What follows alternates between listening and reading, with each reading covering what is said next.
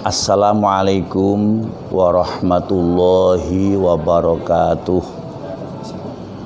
Alhamdulillahirabbil alamin wa bihi nasta'in ala umurid dunya waddin wassalatu wassalamu ala asyrafil anbiya'i wal mursalin sayyidina wa maulana Muhammadin wa ala alihi ajmain, amma ba'd.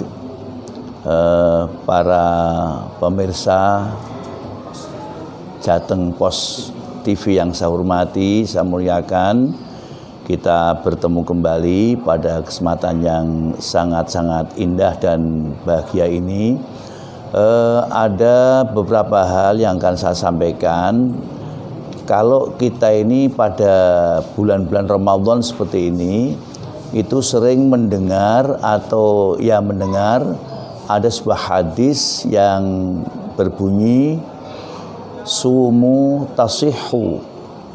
Sumu tasihhu. Ini hadis rawahu Tabarani fil Awsat, juga ada di kitab Ihya juz 3 halaman 85 insyaallah. Apa arti hadis itu? Sumu tasihhu. Berpuasalah kamu sekalian, maka kamu akan sehat. Lalu muncul satu pertanyaan. Bagaimana orang berpuasa bisa sehat? Kita seharian tidak makan, tidak minum. Badan terasa lungrah, mungkin juga lesu, lemah. Sehat dari mana?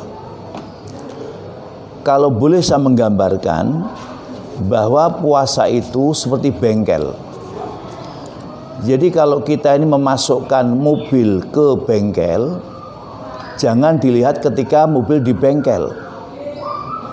Kalau kita melihat mobil ketika sedang di bengkel, ya kita melihatnya bagaimana mobil dilepas semuanya, diturunkan mesinnya macam-macam.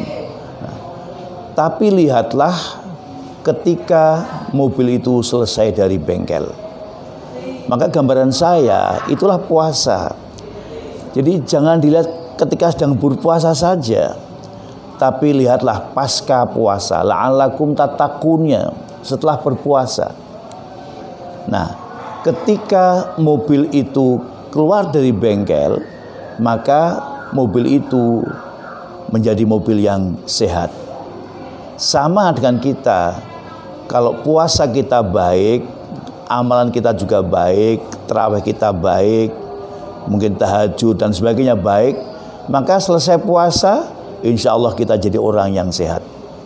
Jadi paskanya ini yang kita perhatikan juga. Tidak hanya kita melihat pada posisi sedang kita berpuasa. Nah, para pemirsa yang saya hormati, kemudian kita akan melihat seperti apa toh indikasi mobil sehat itu. Jadi indikasinya ngopo, mobil sehat itu apa indikasinya? Kalau saya sederhana saja indikasinya, yaitu atau mobil yang sehat yaitu apabila mobil itu manut nurut karo karpe sing di mobil, sudah selesai. Itu sehat namanya. Kalau misalkan yang punya mobil pengen belok kiri, ya belok kiri. Yang punya mobil pengen kanan, yang nyopir ya kanan. Kemudian ada lampu, kita nyalakan sebelah kanan, yang nyala yang kanan. Dan seterusnya. Termasuk ketika kita ini mancal rem yang berhenti, itu kalau kita pancal gasnya ya lari. Kalau sudah seperti itu namanya mobil yang sehat. Jadi manut karo sing di mobil. Nah, termasuk kita ini sehat atau belum? Ya lihat aja kita ini. Kalau kita itu sudah nurut karo karepe sing punya kita, Allah Subhanahu wa taala, kita sehat gitu. Tapi kalau kita belum manut, masih berseberangan terus, ya kita belum sehat namanya.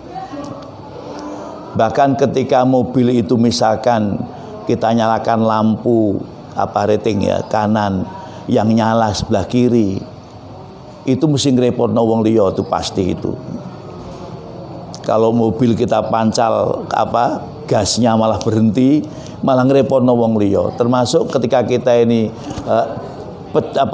kita tekan remnya, harusnya berhenti, malah lari. Ini kan mobil malah merusak wong liya, ngangelno orang lain. Sama kita juga begitu.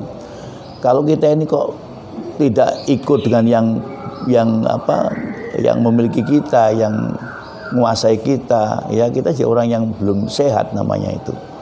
Nah, oleh karena itu kalau kita ini pengen jadi orang sehat, ya apa yang jadi perintah Allah mesti kita laksanakan. Kadang-kadang kon poso yo ogah-ogahan ya. Kadang-kadang apalagi yang nama sholat, Masya Allah. Padahal sholat itu juga tidak lama, waktu yang paling 5 menit yo ngangel karo-karo ngabot ya.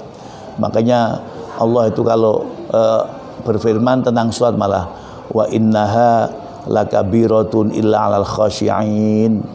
Jadi sholat itu abot, berat. Ya tidak menyebutkan haji berat, enggak, karena memang itu mahal harganya. Enggak menyebutkan zakat, mengeluarkan uang. Tapi yang disebut Allah itu sholat. Karena apa? Kuduni ra abot, kuduni itu enggak abot, cuma 5 menit kok. Tapi belum tentu orang itu dengan mudah mengerjakan sholat.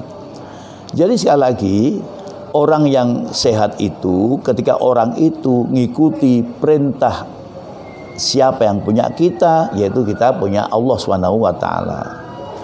Kemudian Bapak sekalian dan para pemirsa yang saya hormati, mobil yang sehat itu mobil yang seimbang. Jadi ora sengleh ngiwo, ora sengleh nengen nggih, seimbang. Jalan tuh enak gitu. Itu mobil sehat namanya.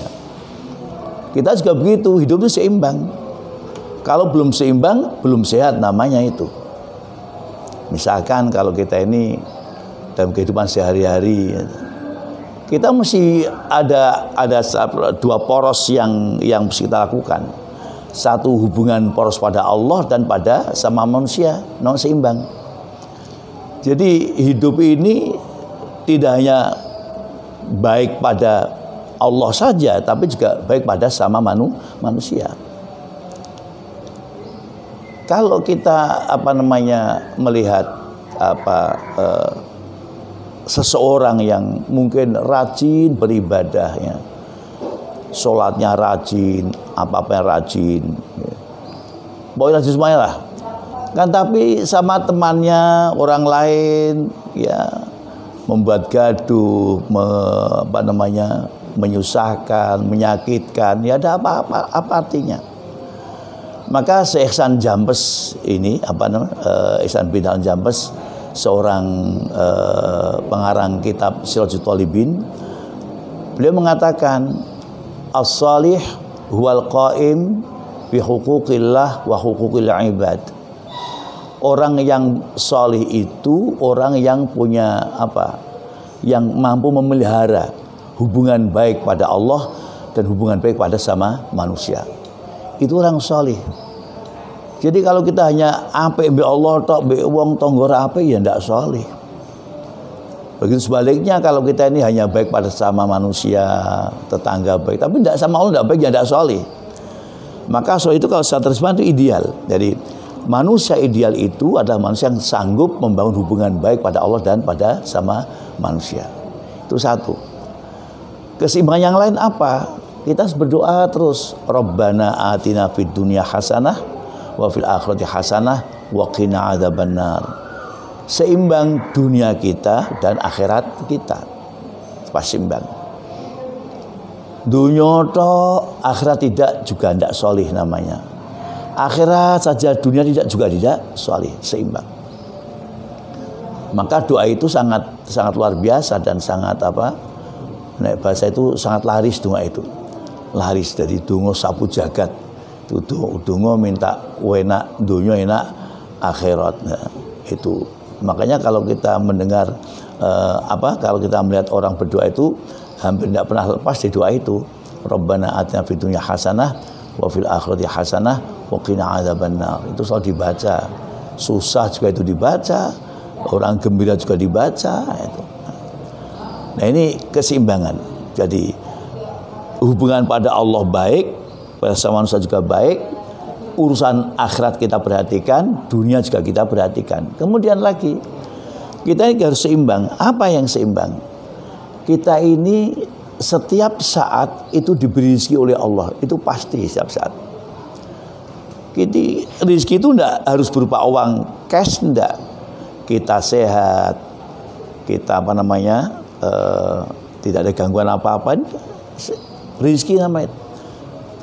Nah, ketika Allah memberikan rezeki, maka kita wajib pula untuk menginfakkan rezeki itu.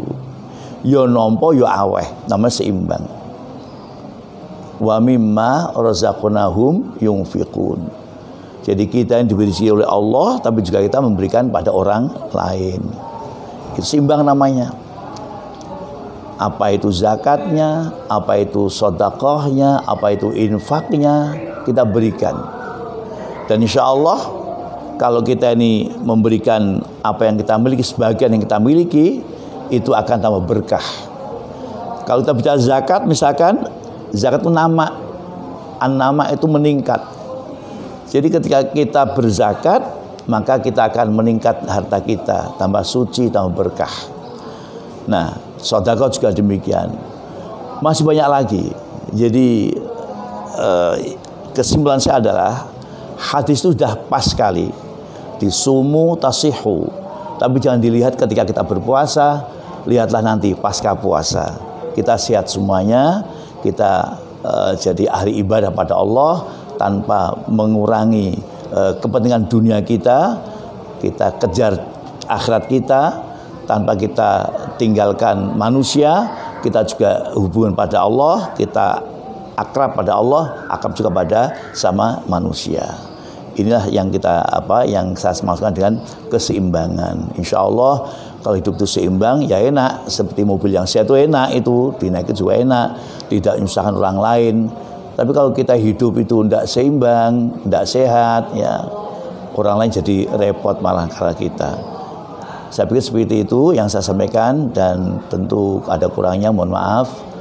Wallahul muwaffiq ila aqwamit thoriq. Assalamualaikum warahmatullahi wabarakatuh.